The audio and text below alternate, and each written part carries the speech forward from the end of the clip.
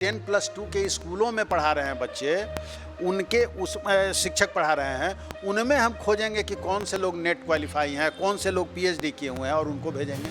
तो फिर तो कहीं ना कहीं आप 10+2 की पढ़ाई को हैम्पर कराइएगा। 10+2 के टीचर को आप अचानक बिना कोई संकल्पना के, बिना कोई विज्ञापन के आप उनसे क्वेरी कर रहे हैं कि नेट कौन है, पीएचडी कौन है, ये ढूंढ रहे हैं। तो मुझे तो लग रहा है कि सरकार अपना गिनीज बुक में रिकॉर्ड में अपना नाम लिखवाने के लिए सरकार ऐसा ढूंढ रही है। नमस्कार, आप देख रहे हैं फर्स्ट लुक बिहार और मैं हूं निशाश्री। और आज एक विशेष मुद्दे पर बातचीत करने के लिए हमने स्टूडियो में फिर से जो है वो डिबेट आमंत्रित किया है। और इस डिबेट का मुद्दा है असिस्टेंट प्रोफेसर की बहाली, जिसके लिए कि एक स्कूल में जो भी शिक्षक अभी पदस्थापित हैं और उसमें से जो नेट क्वालिफाइड हैं, पीएचडी क्वालिफाइड हैं, उनसे जो है आवेदन जो है वो मांगा गया है। तो क्या ये सही तरीका है असिस्टेंट प्रोफेसर की बहाली का? इसी मसले पर बातचीत करने के लिए हमारे साथ स्टूडियो में उपस्थित हैं हमारे वरिष्ठ पत्रकार रविंद्र कुमार सिंह, साथ में है रिसर्च स्कॉलर रवि कुमार सिंह और साथ में हमारे प्रोफेसर अरुण कुमार सिंह। और सबसे पहले हम इस मसले को जानेंगे कि क्या है पूरा मामला, हमारे वरिष्ठ पत्रकार रविंद्र कुमार सिंह। जी, सरकार ने शिक्षा में गुणवत्तापूर्ण शिक्षा, ग्रामीण क्षेत्रों तक शिक्षा पहुँचे, शिक्षा व्यवस्था में सुधार के लिए कई सारे नियम लागू किए, जिसके तहत अब है क्या, जो बीएड कॉलेज, जो बीएड कहते हैं डिग्री कॉलेज जो की व्यवस्था, जो बीए पढ़ने वाले छात्र हैं उनके लिए ब्लॉक स्तर पर ही व्यवस्था की गई है। उस व्यवस्था के तहत मतलब हर ब्लॉक में 4-5 विषय सब्जेक्ट हैं जिसकी पढ़ाई होगी, ताकि अब जो ग्रामीण सुदूर क्षेत्र के जो छात्र हैं उन्हें शहर आने में प्रॉब्लम न हो और उनको सुविधा से वह शिक्षा ग्रामीण क्षेत्रों में ही मिल जाए। इसको लेकर सरकार ने व्यवस्था की है। इस व्यवस्था के तहत जितने भी प्रखंड का चयन किया गया है उसमें प्रिंसिपल की नियुक्ति पहले कर दी गई है और उसमें अब तक जो व्यवस्था सामने है उस व्यवस्था के तहत जो पहले से 10+ क्या है 10+2 के शिक्षक हैं, नहीं 10+2 जो से विद्यालय है उसी में जहाँ जगह जो मिल रहा है उसी जगह पर मतलब उनकी पढ़ाई की व्यवस्था की गई है। और उसमें अब नया देखने को मिला है, जो जिला शिक्षा पदाधिकारी के स्तर से हर 10+2 के मतलब जो प्राचार्य हैं उनके नाम से पत्र निकाला गया है, जिसमें बताया गया है कि आपके यहाँ कौन कौन शिक्षक हैं जो मतलब नेट और पीएचडी क्वालिफाइड हैं। अब मान लीजिए जो शिक्षक हाई स्कूल में पढ़ा रहे हैं, 10+2 में पढ़ा रहे हैं, उनको मतलब उनका चयन करके और कॉलेज में जो बीए के छात्र होंगे उनकी पढ़ाई के लिए व्यवस्था करने की बात की जा रही। तो इस स्थिति में क्या वास्तव में गुणवत्तापूर्ण शिक्षा संभव है और उसमें भी जो ग्रामीण क्षेत्र के बच्चों के लिए जो सुविधा दी गई है उसका लाभ, समुचित लाभ मिलेगा? इसको लेकर हमारे बीच जाने माने क्या कहते हैं शिक्षाविद प्रोफेसर अरुण कुमार सिंह हैं और रिसर्च स्कॉलर रवि जी हैं। ये लोग बताना चाहेंगे क्या इससे गुणवत्तापूर्ण शिक्षा मतलब छात्रों। ठीक है, हम आगे सवाल करते हैं उनसे। रिसर्च स्कॉलर रवि कुमार सिंह, आप हमेशा जो है वो असिस्टेंट प्रोफेसर की बहाली को लेकर के मुद्दा उठाते रहते हैं। अब ये जो नया प्रक्रिया शुरू हुआ है 10+2 विद्यालयों को लेकर के, इसके ऊपर क्या? सबसे पहले तो मैं फर्स्ट लुक बिहार को धन्यवाद देता हूँ कि इस मुद्दे पर ये डिबेट रखे हैं आपने। नीतीश कुमार के 7 निश्चय योजना में ये 211 ब्लॉक में जो डिग्री कॉलेज की स्थापना की गई है, ये डिग्री कॉलेज सभी विश्वविद्यालयों के अनुरूप ही चलेगी, विश्वविद्यालय ही इसका देखरेख करेगी, लेकिन ये ब्लॉक स्तर पर चलेंगे। इसमें सबसे बड़ी बात है कि इसे मात्र 6 विषय को दिया गया है। भाई 6 विषय क्यों दिए? जब पढ़ाना ही है, CBCS पाठ्यक्रम लागू है, न्यू एजुकेशन पॉलिसी लागू है, तो आपने पहले ही इंफ्रास्ट्रक्चर क्यों नहीं तय की है? आप गुणवत्तापूर्ण शिक्षा देने जा रहे हैं तो फिर प्रैक्टिकल कहाँ होगा, बच्चे का इंटर्नशिप कहाँ होगा, ये बहुत सारी मुद्दाएं हैं। 10+2 के टीचर को आप अचानक बिना कोई संकल्पना के, बिना कोई विज्ञापन के आप उनसे क्वेरी कर रहे हैं कि नेट कौन है, पीएचडी कौन है, ये ढूंढ रहे हैं। तो मुझे तो लग रहा है कि सरकार अपना गिनीज बुक में रिकॉर्ड में अपना नाम लिखवाने के लिए सरकार ऐसा ढूंढ रही है। इससे कोई गुणवत्तापूर्ण शिक्षा जो है कि वो फुलफिल नहीं होने जा रहा है। एक्सपर्ट ओपिनियन के लिए हम जो हमारे प्रोफेसर हैं अरुण कुमार सिंह, क्योंकि इनका लंबा अनुभव रहा है, रिटायर्ड प्रोफेसर हैं पॉलिटिकल साइंस के, आप बताइए क्या ये जो तरीका है बहाली का, नियुक्ति का, सही है?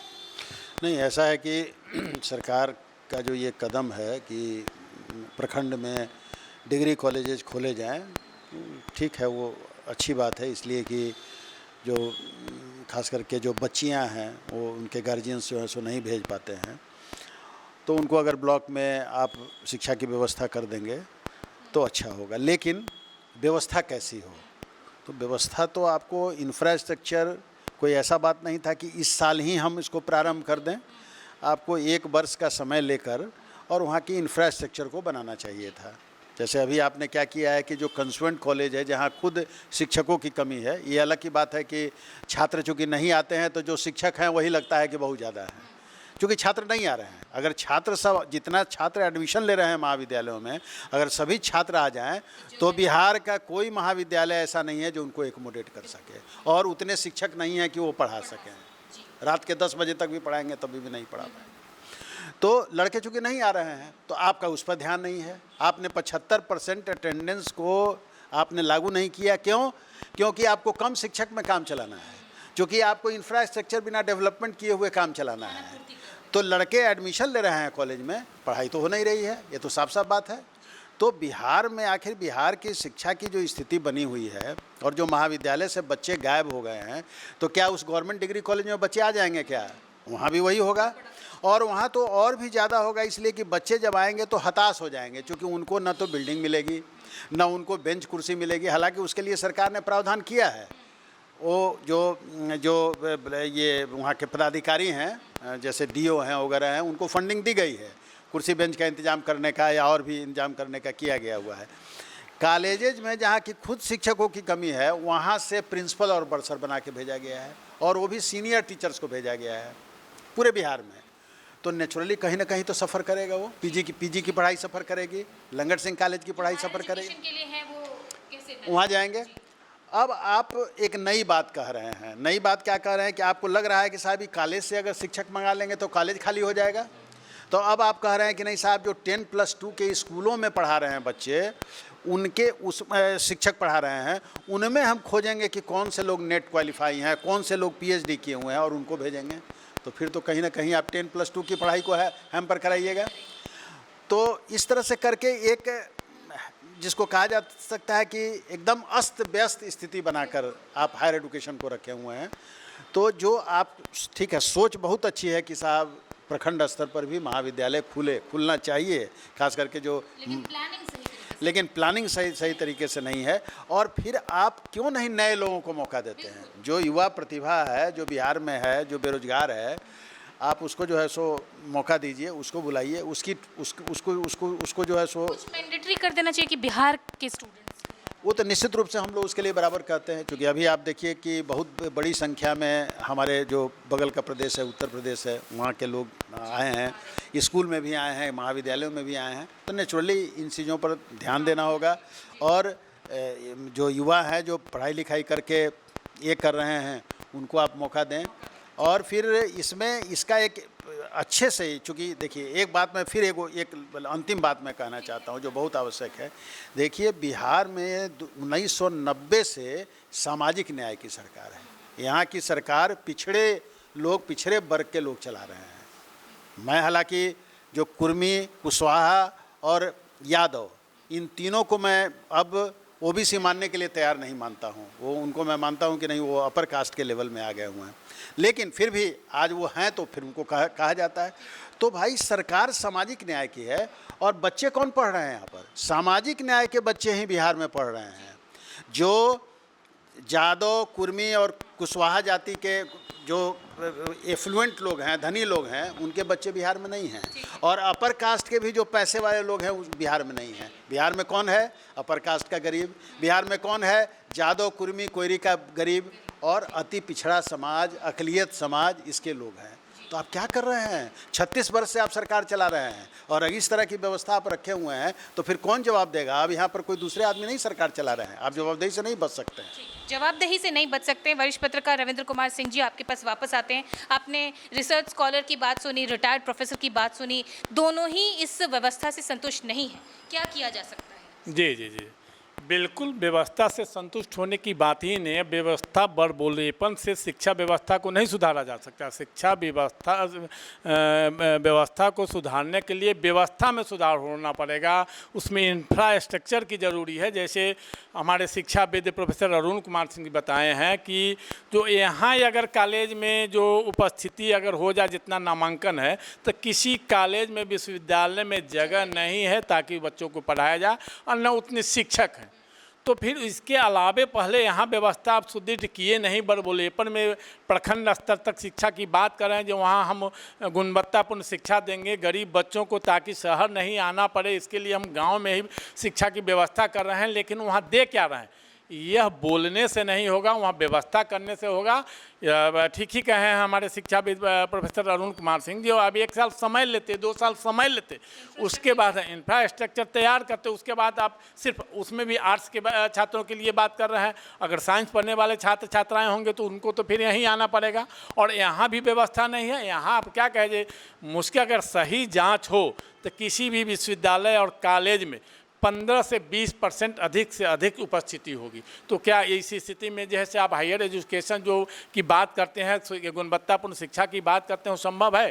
तो यह ढकोसला से नहीं होगा, बड़बोलेपन से नहीं होगा, धरातल पर देखना पड़ेगा, शिक्षकों की बहाली करनी पड़ेगी, उसके बाद होगा। और उसमें भी एक जो नई बात आप देख रहे हैं, जो पत्र निकला है सर, जितने भी जिला शिक्षा पदाधिकारी है वो पत्र निकाल रहे हैं सब प्रिंसिपल के, मतलब हाई स्कूल के प्रिंसिपल के नाम से, 10+2 के प्रिंसिपल के नाम से, जो उसमें कौन कौन शिक्षक आपके मतलब नेट क्वालिफाइड हैं और पीएचडी किए हुए हैं, ताकि उन्हीं से तत्काल काम चला लिया जाए। तो इस स्थिति में गुणवत्तापूर्ण शिक्षा संभव नहीं है और यह एक सरकार का ढकोसला ही साबित होगा। रवि सिंह जी, आप ऐसे भी जो असिस्टेंट प्रोफेसर की बहाली है हायर एजुकेशन सिस्टम के लिए, तो आपने खुद ही एक मोर्चा संभाले हुए हैं आपने, और कई बार इस मुद्दे को लेकर के आप हमारे सामने आते रहते हैं। अब इस तरह की जो ये नई व्यवस्था आई है, जैसा कि प्रोफेसर अरुण कुमार सिंह ने भी कहा कि इतनी हड़बड़ी किस बात की है, आपको क्या लगता है? इतनी हड़बड़ी है कि सरकार ने एक डेट तय कर दिया है कि 1 जुलाई से जो है कि सेशन प्रारंभ होना है, और सेशन सत्र प्रारंभ होने से पहले उन्होंने इतना ज़्यादा एक्सपेरिमेंट कर लिया है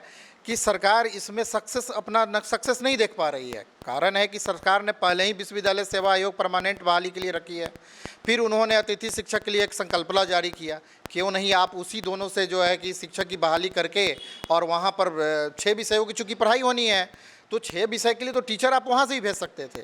फिर सरकार ने फिक्स टर्म फैकल्टी, फिर फिक्स टर्म फैकल्टी के बाद से एक नई चिट्ठी की बात जो आज आप कर रहे हैं, उसमें जो है कि नेट और पीएचडी वाले को खोजा जा रहा है। तो इसमें मैं बता दूं कि इसमें तो बहुत सारा लूप एंड फॉल्स है। जो स्कूल शिक्षक रहते हुए ये कैसे पता चलेगा कि कौन से शिक्षक ने छुट्टी लिया और कौन से शिक्षक ने छुट्टी नहीं लिया, चूँकि 2009 से ये रेगुलर मोड पे पीएचडी हो रहा है। तो सरकार के समक्ष तो मैं एक समस्या ऐसे ही खड़ा कर रहा हूँ कि क्या आप जाँच कर पाएंगे कि जो शिक्षक जो बहाल अब करने जा रहे हैं नेट पीएचडी, क्या वो रेगुलर मोड में किए हैं, क्या वो शिक्षक रहते हुए उन्होंने छुट्टी लिया है, ये कैसे तय कर पाएंगे? कहते हैं एक साधे सब सधे, सब साधे सब जाए, और इस मुद्दे पर एक जो पॉइंट अभी रवि जी ने उठाया है, इस पर हम प्रोफेसर अरुण कुमार सिंह से नहीं, सही उनका कहना है कि इस बात को तो फिर जब आप अपॉइंटमेंट करेंगे तो इन चीज़ों को आपको देखना होगा। नहीं, मैं इसका समाधान भी बता रहा था। जैसे आप देखिए, बिहार के अंदर 250 से ज़्यादा एफिलिएटेड कॉलेज हैं जिनको सरकार अनुदान देती है पास आउट के आधार पर, first division, second division, third division के आधार पर देते हैं।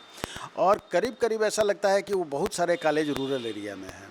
जो रूरल एरिया में नहीं भी हैं वो दूसरे जगहों पर हैं, उनकी शिफ्टिंग हो सकती थी।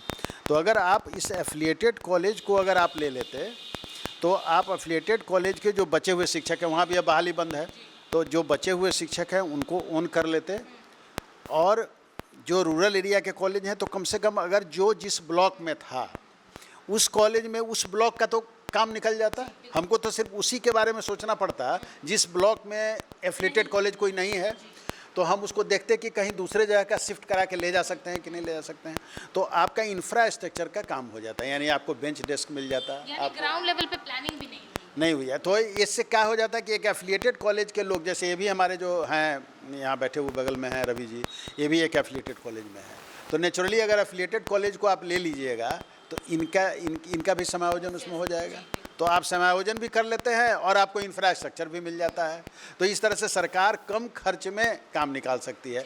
अब ये जो आप कर रहे हैं ये हो रहा है कि मिडिल स्कूल है वहाँ का हाई स्कूल है, अब उसमें उसको जो है सो हम लोगों को लोग बताए हैं लोग कि साहब उस रूम में से, चूँकि जो एकदम लॉक रूम है उसको प्रिंसिपल दे रहा है, उसमें से सांप निकल रहा है, बिच्छी निकल रही है। तो ये सब बहुत सारे प्रॉब्लम्स हैं। तो नेचुरली इन सब चीज़ों पर गंभीरता से विचार करना चाहिए था। अभी भी समय है, सरकार अभी भी समय है, इसको विचार करे। तो सुना आपने कि जो भी एक्सपर्ट्स के व्यू हैं उनका यही कहना है कि इतनी हड़बड़ी क्यों है, और अगर हड़बड़ी भी है तो उसके भी समाधान है। अगर ग्राउंड लेवल पे थोड़ा सा और गवर्नमेंट काम कर लेती तो शायद और अच्छे तरीके से अपने इस, अगर उनकी मंशा सचमुच में हायर एजुकेशन डिग्री कॉलेजेस को बढ़ावा देने की है, प्रोफेसर्स की बहाली करने की है, तो ग्राउंड लेवल पर थोड़ा सा और अगर वो पॉलिश करके काम कर ले तो शायद इस व्यवस्था को और अच्छे से सुधार सकती है। फिलहाल के लिए आपके इस पर क्या विचार हैं ज़रूर कमेंट बॉक्स में लिख करके बताइएगा। हमारे मेहमानों को हम देंगे बहुत बहुत धन्यवाद, उन्होंने अपने अपने पॉइंट हमारे साथ साझा किए। और इसी के साथ इस चर्चा को यहीं देते हैं विराम। आप देख रहे थे फर्स्ट लुक बिहार। धन्यवाद। डी फार्मा स्टूडेंट्स अब हो जाइए तैयार, आपके लिए है बहुत अच्छी खबर कि अब केवल डी फार्मा स्टूडेंट्स को ही मिलेगी फार्मासिस्ट की जॉब। तो ये कोर्स करने के लिए आपके पास है 2 चॉइसेस।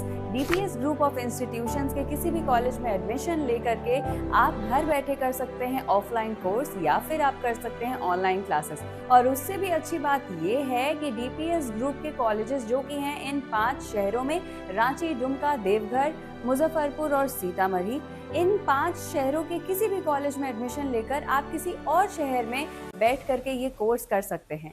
आपको कॉलेज के नाम और डिटेल्स मिल जाएंगे वीडियो स्क्रीन पर, और बाकी किसी जानकारी के लिए दिए गए नंबर पर कॉल करें। तो मुझे कमेंट सेक्शन में बताना ना भूलें कि आखिर आप किस शहर में एडमिशन ले रहे हैं।